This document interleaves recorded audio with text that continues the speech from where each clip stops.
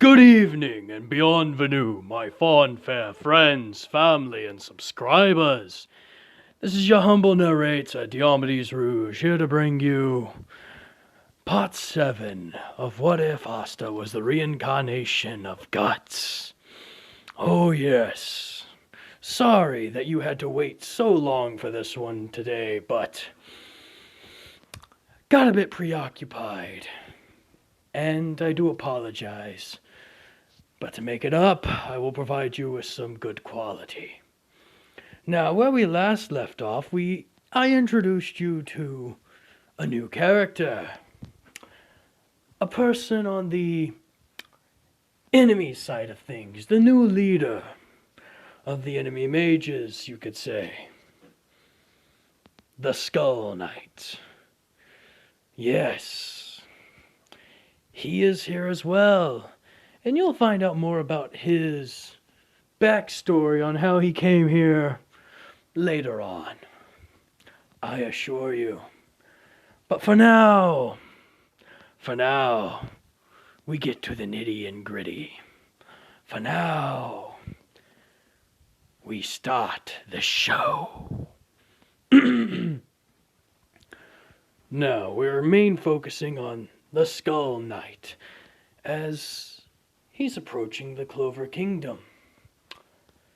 And he's doing so in his standard attire, not his full-on armor, because that'd be a terrifying sight.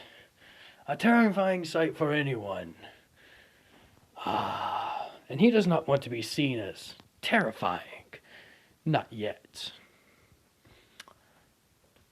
He approaches the kingdom and, well, breaks into a high security area. Why? He's not looking to steal anything.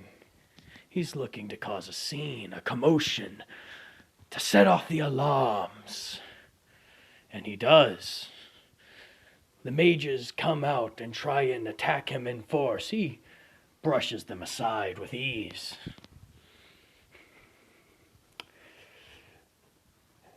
They begin to ask him what do they want, and he doesn't answer. Instead, he disappears straight from their line of sight and reappears on the other side of the town. City, not town. Other side of the city. He does this over and over and over again, until finally he comes across the person he's been waiting for. The Wizard King. Pardon me one moment. Apologies. As soon as he appears, well, he stops and lands on a rooftop. Julius goes down and, well, wishes to talk. Why do you disrupt my city? Have you and your people not caused enough harm? At this, he just laughs, makes a smile chuckle. That wasn't to cause you harm. It was a test. You're testing my city? Somewhat. We tested its defenses. We tested its people. We wanted you to know that you're not safe. We can attack at any time, from anywhere. And why would you want to do that? To cause fear? To spread panic? No. For you to be aware. For you to be aware that your kingdom, these people that are under your protection, aren't as safe as you think they are. Oh, so you're a good Samaritan. Far from it. Far from it entirely. What I am is none of your concern. What is my concern is that your people committed a wrong. I'm here to correct it. What wrong could we have committed? Julius states in anger. What wrong do you speak of? Treason. You betrayed a treaty that was made a long time ago. But that's neither here nor there. All I wish to do is to inform you that if you do not submit to what is about to happen, you will be crushed. You think you can threaten me? No. It's a promise, Julius. Is that supposed to intimidate me? He remarks. Everyone knows my name. You think that just because you're a stranger, that you stating my name in a big tone makes you so... what? Intimidating? Manly? Shows off your bravado? No, Julius. I'm addressing you as a man, not as a king. You need to realize that you're in for a fight that's going to cost more people your lives. If I were to have attacked in force, we could have done a lot more damage to your city than you can ever imagine. But it would have cost me many, I won't lie. And I did not want to. Because I believe your city can still be saved. I still believe that you and your people can be saved, can be spared from what is to come. But you need to help me to help you. And why would I agree with anything a terrorist says? You wouldn't, because you're a king. And a king has responsibilities to their people. Your pride in your nation, your pride in your defenses, your pride in your knights, your guardians, they all fall upon your shoulders. Whenever I say anything, you have to take it not only with a grain of salt from you, but from every person under your command. I know this. But that is why I'm addressing you. Because not only do you have to take it with a grain of salt, you also have to take it with a grain of faith. Faith that I'm telling the truth. Faith that I'm not lying. That what I say is true. Because if you don't, you're a foolish king. And from what I've seen of you, Julius, you're not. You're not foolish in the slightest. You may act foolhardy. You may even act childish. But you're no fool. You're strong, charismatic. You can defuse a situation even amongst your most hot-tempered personnel. You truly are a good king. But at the same point in time, you also are egotistical, hot-headed, boorish in some cases. But that's only minor things. There's a reason I caused this ruckus, and there's a reason I didn't kill any of your men. I don't want more bloodshed than is necessary. Yet you invaded my kingdom with undead that killed dozens. I said no more deaths than is necessary. Undead aren't my troops. They're pawns to be used. Sending them in like that, bolstering your forces, You can't deny the strategy is sound, even if you cannot fully control them. You sicken me. Yes, I do that with people. But you know I'm right. Just because you're right doesn't make it sound, Julius remarks in anger. Just because you're right doesn't make you a good person. If you really wanted to change, you could have come to me. And how long would that have taken? How long? Getting an audience with the king when I am just a mere beggar by your standards. I would never get past the guards. Your people suffer in anguish. The ones with low quality magic, as you put it, are pushed aside. The ones who are born without magic are shunned and berated. And your kingdom still prospers.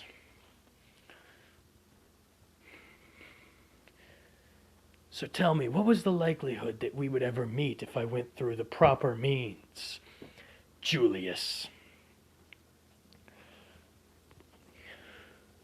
You toss my name around far too easily. You could at least do me the honor of letting me know yours. I've worn many of them throughout my years. But you don't have to address me as anything, nor should you, because according to you, I am an enemy. Call me what you like, Julius. That doesn't change the fact of the coming storm that will bear down on your doorstep if you don't agree to work with me. I do not want this fight. I do not want this war. But I will fight it if I need to. Because I will do anything it takes to see my people prosper. Just as I'm sure you would. And I would prefer us to prosper together. Or at least without being at odds. I've seen more than my fair share of bloodshed. Hell, I've seen enough bloodshed to taint 100 lifetimes, if not more. I'd rather not see more of it, and I'd rather not sully my hands further.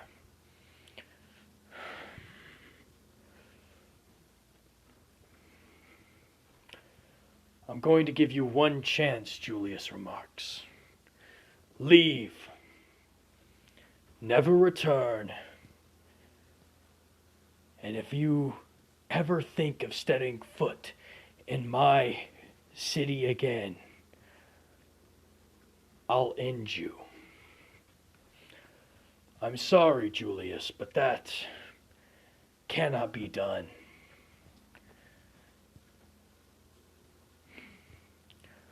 Oh, and why is that? Simple. You didn't take my offer.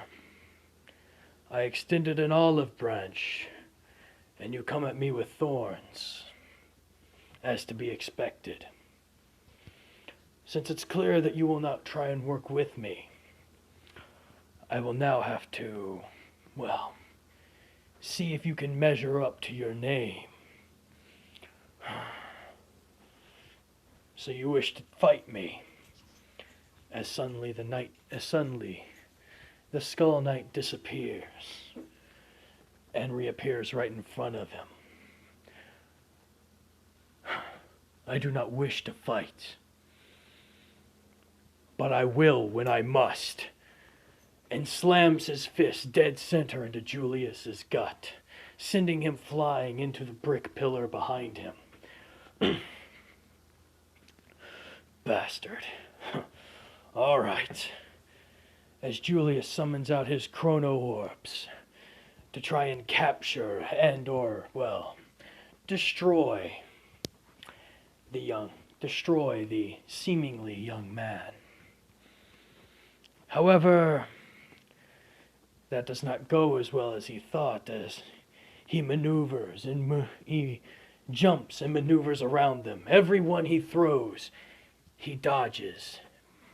Every strike he sends, he counters. He obliterates them with his divine light.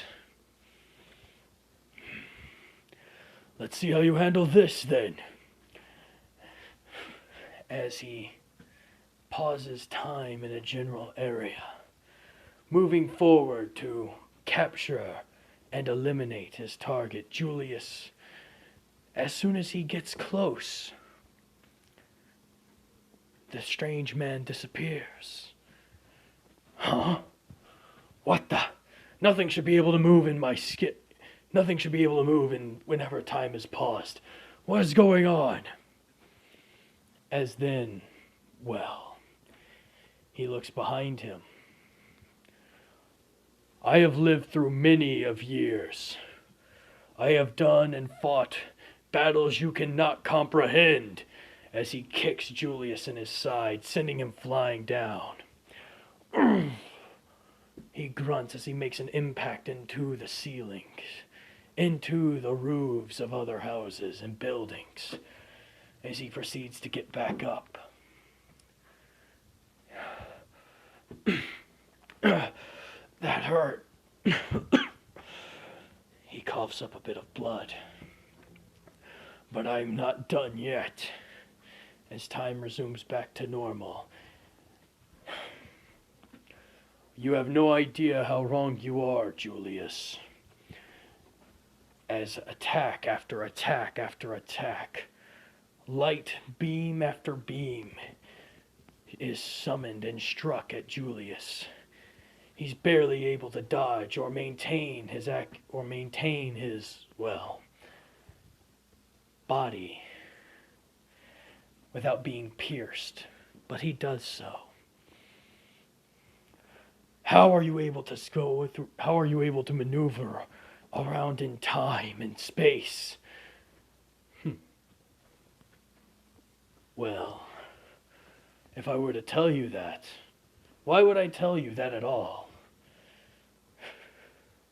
Do you really think me a fool? Your enemy never tells you how they do things to counter you. You truly are a naive man, Julius. As the knight charges, attempting to bash into Julius. However, Julius counters, as he's learned the knight's movements oh so barely. Because Julius is not a dumb man. He realizes that the knight, well, while his attack style is unique, it is primarily, whenever he does deal damage, it's melee damage. It's as if with every beam of light he sends out, he's intentionally missing. Just barely, but enough for him to notice. And Julius takes advantage of this. Pardon me. Sorry about that. Doggo. Now, he attempts to catch the strange man as he perceives him in a chronosphere, where time itself is stopped around it as a person is stuck in place, at the mercy of the man who creates it. However, right whenever the sphere is about to close, in those brief few milliseconds it takes to deploy it, the man is gone. What? As suddenly Julius feels a sharp pain in his back. He turns around to see where he's been elbowed directly as he begins to move forward and land on one knee, aggravating his previous injury, causing him to cough up more blood. As then the knight comes around, grabs him by the head, and slams him further into the roof, pinning his arms down with his feet, as he yanks his head up by his hair and talks to him in his ear. Allow me to tell you something, Julius, from one king to another. Your reign is never permanent. There will always be something or someone, whether it comes from an external source or an internal source, that will end it. You have to realize that. And you have to be prepared. Now you have two options, and I expect you to make a decision. Yield, or put your people through more suffering than you've experienced here. Think on that as you sleep. What? Boom! As he slams his head down into the roof, rendering Julius unconscious. As he turns around, moving his, cape around him, and flies off at breakneck speed. Meanwhile, at the Black Bull's headquarters, Asta gets done with his mindscape and runs straight to, I wouldn't say run, but walks quite briskly to Yami's office as he bangs on the door quite harshly. What is it? As he opens up. I need to train. So, go talk with Magna or Luck. As he walks over to his desk and lowers his metal hand upon the table. Not enough to break it, but enough to make a solid thunk. No. I need to train harder. Harder than I've ever trained before. I need to be put through the ringer now. Are you a masochist or something? No. Guts says.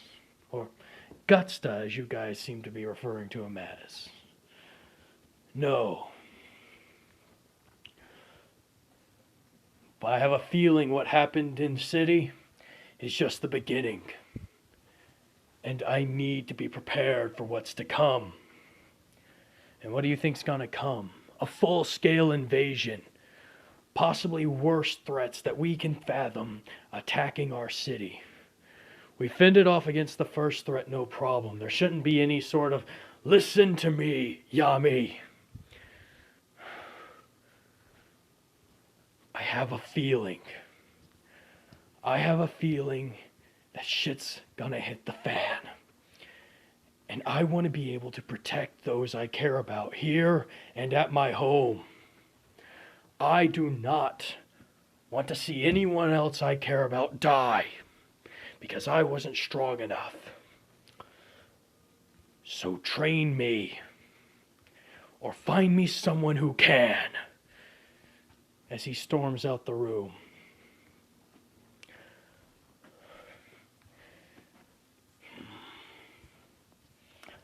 All right, kid. You've piqued my interest. As Yami heads down and catches up to Asta relatively quickly. Meet me in the training room. Right. Without even a second guess or hesitation, he goes down. All right. As they both square up. Get that armor on. You sure? Put it on, Yami states, drawing his katana. Guts brings out his Demon Slayer greatsword and dons his Berserk armor while it's in its standard form. No. Put it on. You want me to train you, fine. But I'm gonna train you my way. As he squares up. And if I'm going to go full on training you, you better be prepared for the fight of your life. I've been prepared since the day I was born. As he dons the armor, the visor collapsing down over his head, as he lets off a hellish shriek, a roar of immense proportions, so loud that you can even see it in the air. Not the lettering, but the vocal vibrations coming off of it. All right, kid, let's see what you got. As they clash, the blades sing of clashing steel as they make contact with one another. Yami, being an expert in speed and precision with his katana. Guts, being an expert in his power and precision with his great sword. Learning the proper timing of when to swing and when to properly react. But the armor, the armor does so much more. What normally feels like a 50-pound weight in his hands feels like nothing. It feels lighter than nothing as he swings that sword ever faster, keeping up with Yami's speed entirely, and pushing him back even. Yami jumps back and launches his shadow blades over towards Guts, sending a flurry of slashes over and over. As Guts, he cuts through them, each and every one. However, as he cuts through one that's getting close, he opens his eye, he sees that Yami is right behind it. Oh, how he is barely able to cover and guard himself against the attack he launched. As the impact is made, he grunts in pain, trying to bear the force Yami brings down. Because Yami is not just any simple man. He is a strong swordsman. A magic swordsman. As they clash over and over, the crowd begins to form, watching these two fight, making a rhythm with their blades clashing, almost as if a symphony is taking place. A symphony of death. Oh, it goes on for minutes. Dozens of minutes pass as they both clash over and over until Yami gets tired. Until Yami begins to actually smile and says, "You are very fun to fight." Asta just brings up his visor and laughs, saying, "You are too, old man." Oh, getting cocky there, are we, kid? Let's see what you got. As his book begins to glow. Huh? And Yami's new spell is revealed. Well, what do you know, kid? You actually pushed me to my breaking point. Good. I got a new spell because of you. Pardon me for one moment, doggo needs attention. As the fight goes on, Yami releases his slashes once more. Asta gets annoyed with this and counters with a statement saying, "I thought you were going to show me something new, old man. Come on!" As he charges forward, attacking and slashing, trying to get through his guard, but Yami keeps pace and keeps it up, barely able to deflect and parry each strike that he makes. But oof, is it wearing thin on him. Realizing that this kid, this young man, is hitting with the force of hell, even enough that would be on par with Fengoleon's ultimate attack, with Fengoleon's attacks. Fengoleon's flaming barrage of explosive fireballs. He is on par in strength with those attacks. How is this one kid so strong? This is getting fun, but I need to end this soon, he thinks. And so he does. black cocoon as a dark void surrounds him. Asta is caught off guard and jumps back immediately, wondering what the hell. All right, you bastard. He jumps forward, flipping 3 times in the air to bring down his sword upon it. But as he does, it's blocked. What? The cocoon is so dark, he can't see inside. All he can do is look at this thing and not know what's happening. He says, fine, if you want to hide like a coward, then I'll show you out. As he charges forward again, with intense speed to rival that of any bullet. He charges forward, pulls the strap with his chin on his arm, with his teeth on his arm, revealing the cannon, and at point-blank range, full of demonic energy, launches it, fires the cannon straight at the cocoon, creating a giant cloud of smoke and destruction.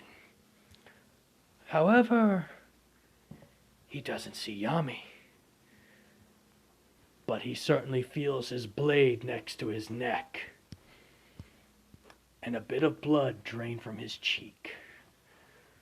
What? As Yami says, first blood's been drawn. You lose. What?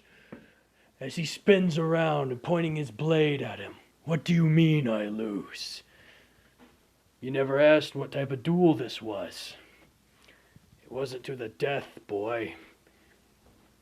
It was until first blood.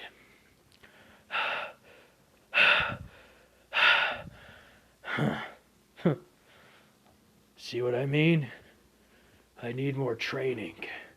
As he releases the armor off of himself and falls down to one knee. The armor drains you of your stamina, doesn't it? No. It taxes my body to a quite extent, but it doesn't drain my stamina. It floods my body with a bloodlust, a need to kill. Whenever it's released, all that anger and rage goes away. And it's...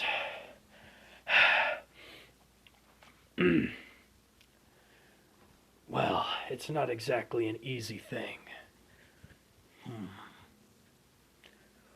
I know just what you need. Huh? Tomorrow morning we'll start training in your actual way. What do you mean? Aren't we going to know? You don't need combat training. I did this to see what you needed, to see what you required. You don't need to learn how to fight. You know how to fight better than most of the people I've ever met. That strength you have is on par with that of a near god. And that's coming from me. Combine that with your absurd speed and your near impregnable defense. You're nearly unstoppable. No. What you need to learn is control. You get too angry in your fights. You make mistakes. You're young. I'll teach you a few tricks that I know. Relax as he places his hand on Asta's shoulder. You'll be fine. Now, in case you're wondering, those loyal Berserk fans who are watching my channel, you're probably wondering, what do you mean? Guts already knows control. Yes. Older Guts knows control, back when he was in his body. However, currently he's in the body of a near 16-year-old young man who's probably well, not even 16. He's still probably in his 15s to 14s, who's probably just going through puberty. In case you don't realize, that's a time when a shit ton of testosterone and adrenaline is pumping through your body. Yes, Guts is going through puberty again. Oh, if life didn't already suck.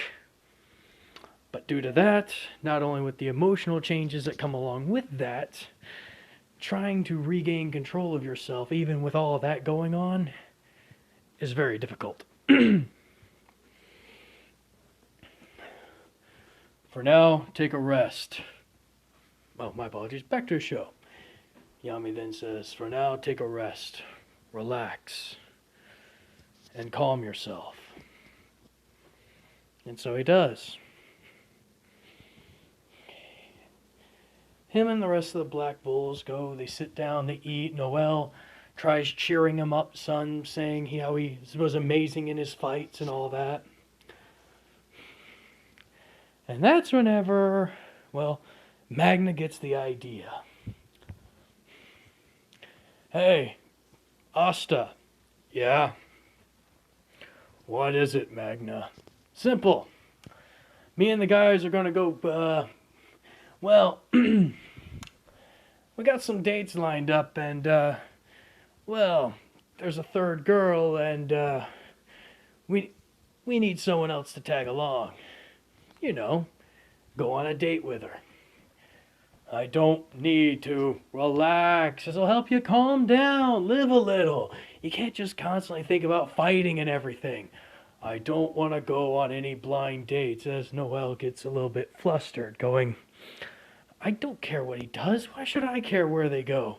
Come on, dude. Think about it. Be able to wine, dine, and who knows, you may get lucky. I don't care about that. As in Yami tunes in and says, go. What? You're going. What do you mean I'm going? You can't always think of fighting, Asta. You need to learn how to relax. Calm down. Maybe a good date with a woman will actually help you ease up. It's not like you're flirting with anyone here. As Noel kind of blushes.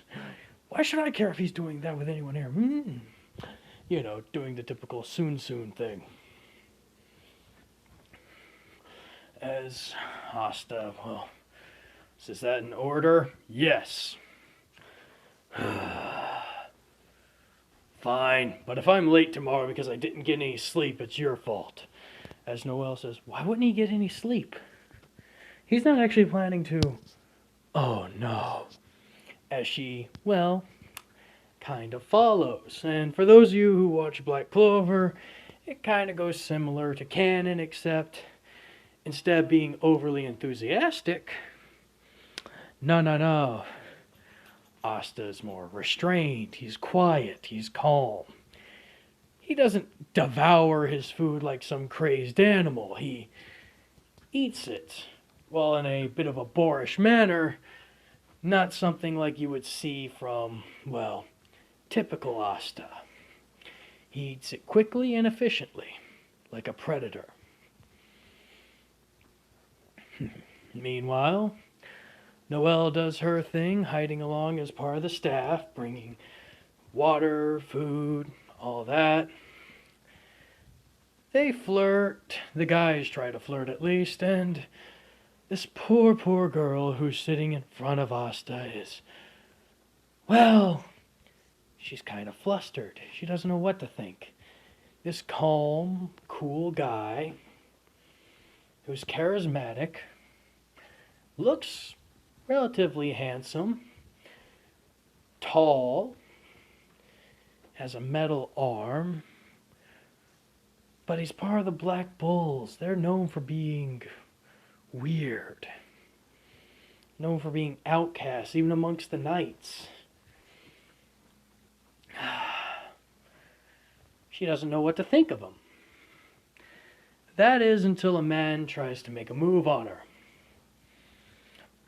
He grabs her by the arm and says, oh, come on, baby. Why don't you have fun with a real guy instead of this clown? No, get off me. Like, oh, come on now. No need to be a tease. I'll show you a good time.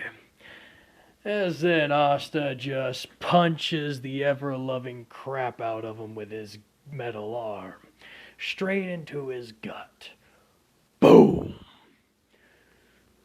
Oh, oh, oh.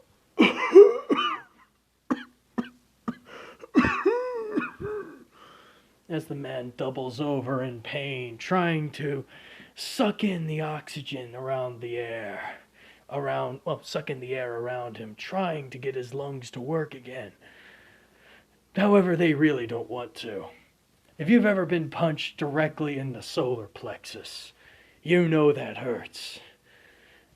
Now imagine getting punched directly in the solar plexus by a man with a metal arm that has enough power behind it to be qualified as a battering ram. Yeah, this man is in pain. And that wasn't even a full-fledged punch. Because if it was, it would have went straight through him. He wanted him to guts. Asta wanted him to feel that. He wanted him to know what he did was wrong. He didn't want to kill him. That would traumatize people. He's learning, guys. He's learning. As the man tries to get up, he quickly turns his chair around and gives a swift kick to the chin.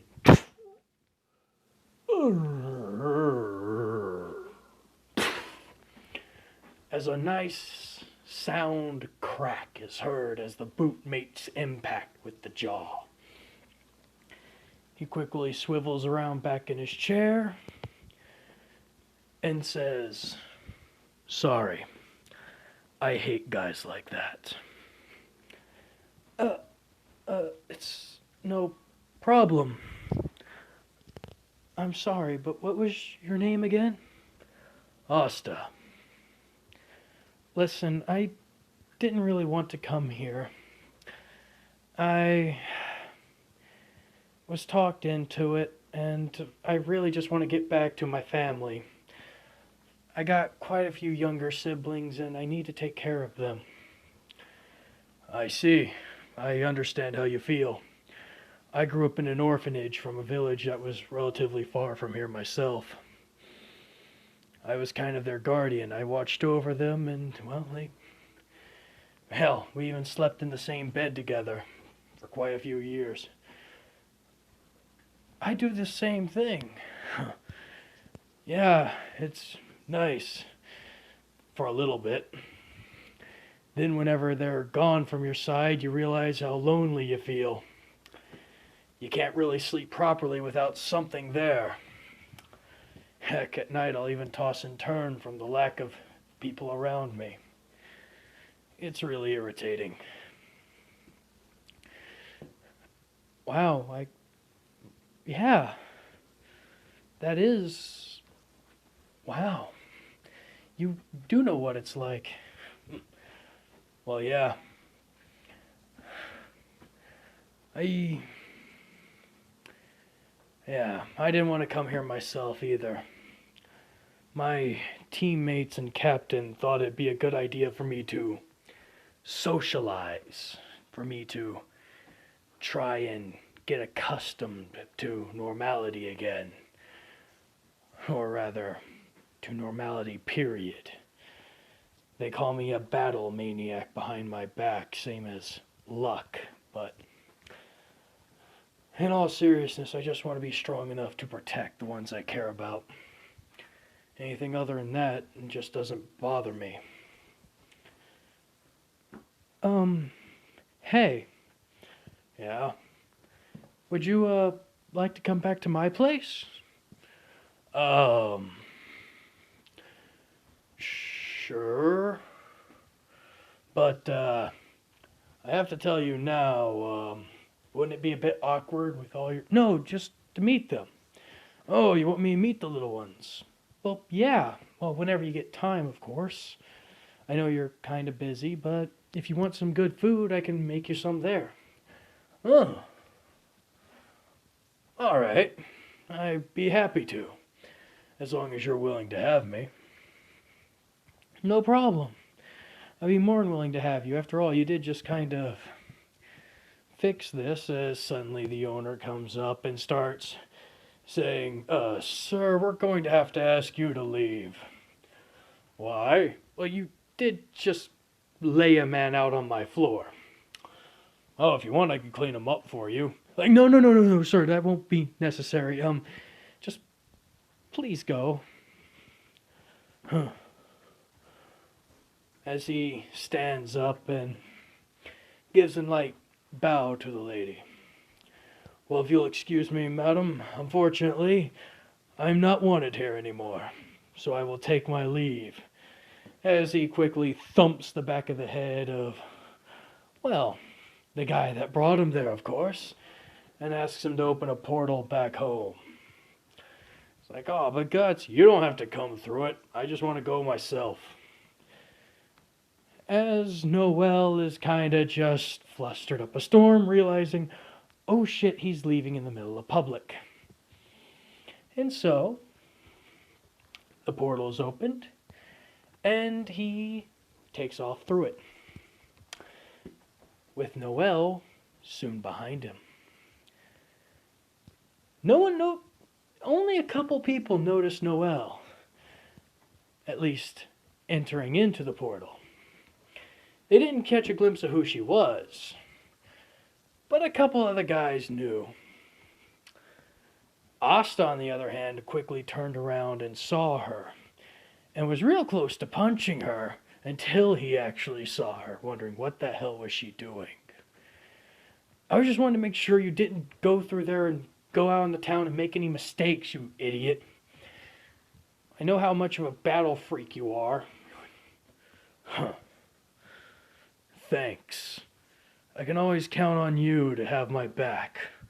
Or at least watch over me, can't I? Shut up! As she storms off.